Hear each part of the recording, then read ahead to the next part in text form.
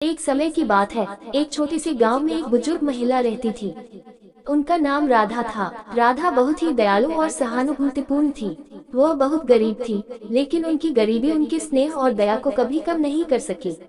राधा का एक ही बेटा था जिसका नाम रामू था। रामू किसी नगर में नौकरी करता था और अपनी माँ से बहुत प्यार करता था। रामू हर महीने अपनी माँ के पास आता था, उसे पैसे देता था और फिर वापस शहर चला जाता था। लेकिन एक महीने रामू नहीं आया, फिर दूसरे महीने भी वह नहीं आया। राधा को बहुत चिंता हुई। उसने सोचा कि उसके पास पैसे तो हैं, लेकिन उसके बेटे का ख्याल उसे चैन नहीं आने दे रहा था। वह रोज बेटे का इंतजार करती, लेकिन रामू नहीं आया। अंततः राधा ने फैसला किया कि वह शहर जाएगी और अपने बेटे का पता लगाएगी। राधा ने अपने सारे पैसे जमा किए और शहर के लिए निकल पड़ी। शहर में पहुंचकर उसने अपने बेटे को ढूंढना शुरू किया। दिनों बीत गए, लेकिन वह अपने बेटे का पता नहीं लगा सकी। उसके पास पैसे भी खत्म हो गए थे।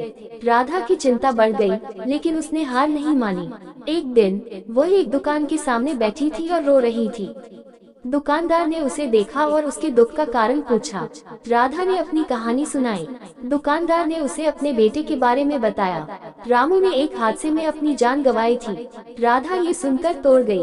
उसने अपने बेटे के नाम की मिट्टी अपने हाथों से चूमी। उसकी आंखों में आंसू थे, लेकिन उसके मन में एक आशा थी। उसने अपने बेटे को खोने के दुख को स्वीकार किया और अपने गांव लौटने का फैसला किया। राधा की कहानी हमें ये सिखाती है कि जीवन में कठिनाइयां आएंगी, लेकिन हमें कभी हार नहीं माननी चाहिए।